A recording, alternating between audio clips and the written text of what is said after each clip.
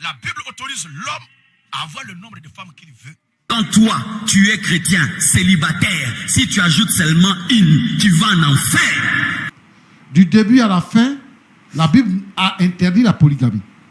Oui. Nous sommes chrétiens et c'est ce que la Bible dit que nous croyons. La Bible autorise l'homme à avoir le nombre de femmes qu'il veut. Exode 21, 10. Dis quoi? Exode 21, 10. Si un homme prend une autre femme. Et Romains chapitre 7, le verset 1 à 3. Si un homme prend une autre femme, il ne retranchera rien pour la première. Il ne retranchera rien pour la première. À la nourriture. Aux vêtements. Et au droit conjugal. Donc voici la Bible qui est inspirée de Dieu, qui donne le plein pouvoir à l'homme d'augmenter le nombre de femmes qu'il veut. Maintenant, dans le cadre de ma femme dont vous parlez, regardez ce que l'Écriture nous dit. Ignorez-vous, frère.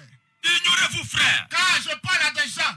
Quand je parle à des gens qui connaissent la loi. Romains 7, 1 à 3. Oui. Que la loi exerce son pouvoir. Que la loi exerce son pouvoir. Aussi longtemps qu'il est vivant. Et l'Écriture dit quoi? Ainsi une femme mariée. Ainsi une femme mariée. Est liée par la loi à son mari. Ce n'est pas l'homme qui est lié par la loi à la femme. C'est la femme. Attends un peu. C'est la femme qui est liée. Ça contredit le mystère existant entre le supérieur et l'inférieur. Le supérieur est au-dessus et l'inférieur est lié à lui. Terminons le passage avant. Juste une question. Juste une question, monsieur Gédéon. Une femme mariée est liée par la loi à son mari. Tant qu'il est vivant. Tant qu'il est vivant. Mais si le mari meurt. Si le mari meurt. Elle est dégagée de la loi. Très bien. D'accord, monsieur Gédéon. Il est lié à son mari. Qu'il a lié à son mari. D'accord, monsieur Gédéon. Juste une question. Oui, il termine rapidement. Si donc, du vivant de son mari, elle devient la femme d'un autre. Elle devient la femme d'un autre homme. Elle sera appelée adultère. Elle sera appelée adultère. Oh l'homme. L'Écriture lui donne le droit de prendre une autre femme. Moi, je n'aime pas l'hypocrisie. Les gens font croire sous les toits qu'ils ont une seule femme, mais dans les rues et la nuit, dans les couloirs, il y a les petites filles qui leur serrent les cols. Parce que s'ils ne veulent pas se soumettre à ce qu'elle demande de faire, les papeaux seront cassés. J'exhorte toutes les filles à casser les papeaux. Ce sont les gens des églises qui sont à la base de la majorité des avortements et des curettages. Écoutez, tu dis que la Bible n'a pas interdit la polygamie. La Bible n'a pas interdit la polygamie? Tu es sûr de ce que tu affirmes? Bien sûr. Du début à la fin, la Bible a interdit la polygamie. D'abord à la création.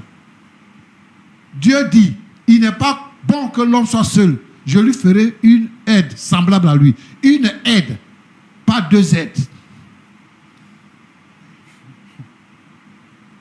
La Bible dit que celui qui a trouvé une femme a trouvé le bonheur. Il n'a pas dit deux femmes. Il y a des gens dans la Bible qui ont pris plusieurs femmes. Ils ont péché. Ils n'étaient pas dans la volonté de Dieu. Plus loin, l'apôtre Paul reprendra pour dire que chacun ait sa femme. Et il dit que celui qui veut diriger l'église, là, celui qui aspire à être évêque, doit être mari d'une seule femme. La Bible n'a jamais demandé d'avoir deux femmes, d'avoir trois femmes, d'avoir quatre femmes. La Bible a toujours demandé une femme. Et les gens qui ont eu plusieurs femmes, là, dans la Bible là, que tu parles, là, ce sont les gens comme toi. Des trompeurs. Toi-même, tu sais que ce que tu fais là, ce n'est pas bien. C'est pour ça que tu caches. Pour dire que maintenant, nous, on t'a exposé, tu affirmes, comment on appelle ça là? Ta polygamie. Que celle qui veut partir est salade. Arrêtez de détruire l'église du Seigneur. Le Seigneur Jésus lui-même, il compare l'église à une épouse. Et lui, il est le fiancé de cette épouse-là. Il dit une épouse. Et ici, là, dans le monde, il y a combien d'églises? Il y a une seule église, l'épouse du Seigneur. Il n'y a pas plusieurs. C'est pour ça que la Bible dit que l'homme est le chef de la femme. Et non pas l'homme est le chef des femmes. Bon, aujourd'hui, vous développez des pensées anti-bibliques pour justifier votre vie de pécheur, votre vie d'adultère. votre vie tordue là, vous trouvez des tournures pour justifier cela. Vous faites comment on appelle ça? Vous faites des moments de campagne pour justifier cela. Et vous abandonnez la foi. Les jolies femmes là, elles sont beaucoup. Hein. Tu as vu les deux là, elles sont jolies. Mais il y a encore des jolies. Si tu as sur la beauté là, tu vas marier 2000, 4000, 5000 femmes. Comme maintenant tu t'en caches plus, tu vas marier 5000 femmes. Abraham n'avait pas de femme. Abraham avait une seule femme. Sa femme s'appelle Sarah. Abraham a eu une aventure avec la servante de la maison. Et qu'est-ce que Dieu a fait? Dieu a dit à Abraham de chasser Agar avec son fils. Cette partie-là, tu n'as pas lu ça? Cette partie-là, tu n'as pas lu ça? Est-ce que toi, tu es Abraham? Abraham était un vieil homme. Quand il faisait Isaac, il avait 100 ans. Sa femme Sarah avait 90 ans. Toi, tu as quel âge? Rappelle-toi donc comment tu as reçu et entendu, et garde et répands-toi. Mes frères et sœurs, ça, c'est quelque chose qui commence à m'arriver ces derniers temps. Dernièrement, je dis sur Internet que la polygamie est une imperfection interdite dans la Nouvelle Alliance, n'est-ce pas? Mais je vois des chrétiens qui me contredisent sur la polygamie. Alors je me dis, nous quand on nous prêchait là, on nous mentait, ou c'est la nouvelle... Donc tu te dis, oh, peut-être je suis dans l'erreur. Et puis ils disent, mais Abraham, mais, frère, qui est le premier polygame de la Bible? Vous le connaissez? C'est Lémec. Qui est Lémec? C'est un fils de Caïn. Qui est Caïn? C'est le premier maudit de la terre. C'est-à-dire le premier maudit a engendré le premier polygame. Donc la polygamie est sortie de Caïn le maudit. 2. Vous parlez de la polygamie d'Abraham. Comment Abraham s'est retrouvé polygame? Est-ce que c'était dans la volonté parfaite? C'est sa femme qui lui a dit de prendre sa servante Agar pour lui donner un enfant. Et Ismaël a créé des problèmes. Donc ce n'était pas le plan de Dieu. Parce que même lorsque Agar a eu un enfant, il y a eu problème, rivalité entre Sarah et Agar pour dire que la polygamie engendre des problèmes. Et quand vous parlez de la polygamie de Jacob, comment Jacob s'est retrouvé polygame? Il n'avait pas l'intention d'être polygame, il a aimé Rachel, on lui a donné dans la nuit Léa, et il s'est retrouvé maintenant avec Rachel et Léa.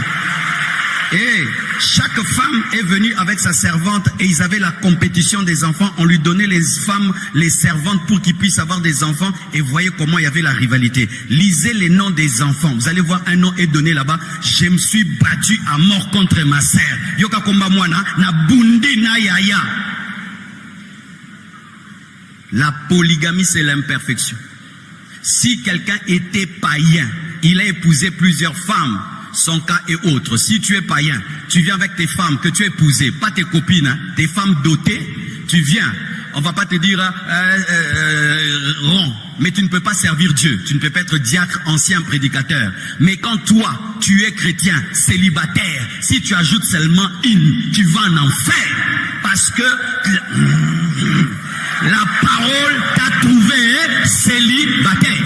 Et maintenant, que dire quand tu es maintenant polygame, où tu es la femme, deuxième femme, la troisième femme, tu veux servir Dieu à l'église, tu dois quitter ce mariage-là.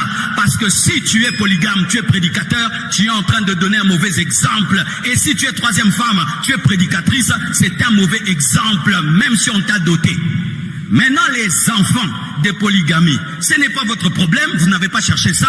Sers Dieu, Dieu a utilisé Salomon, Dieu va t'utiliser. Mais ce n'est pas parce que Dieu engendre Salomon qu'il faut engendrer des Salomons. Donne-moi la main, hein? Un enfant de Dieu qui ajoute une deuxième femme en Christ, c'est un péché. C'est un péché. D'ailleurs, si toi tu étais une femme, tu aimerais qu'on te prenne une deuxième femme? Ne faites pas aux autres ce que vous n'aimerez pas qu'on vous fasse. Mais que dit la parole au commencement? Au commencement, Dieu dit que Dieu créa l'homme et la femme. Amen. Et la Bible dit c'est pourquoi l'homme quittera son père et sa mère et s'attachera à ses femmes et ils deviendront plusieurs chairs.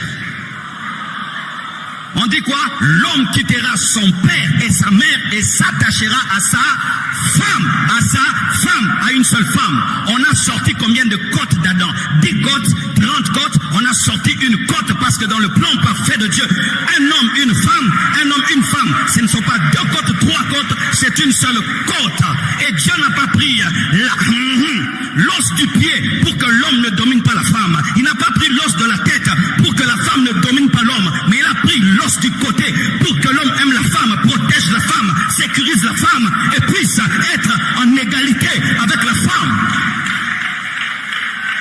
N'oublie pas comment tu as reçu l'évangile. Un chrétien n'épouse pas une païenne.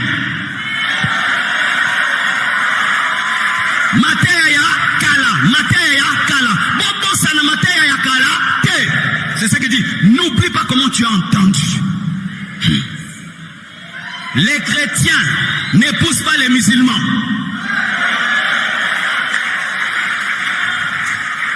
Vous avez peur? Mais eux-mêmes ils disent ça. Les musulmans aussi ne nous épousent pas. On prêche à la mosquée aux musulmans de ne pas nous épouser. Nous aussi on les épouse pas.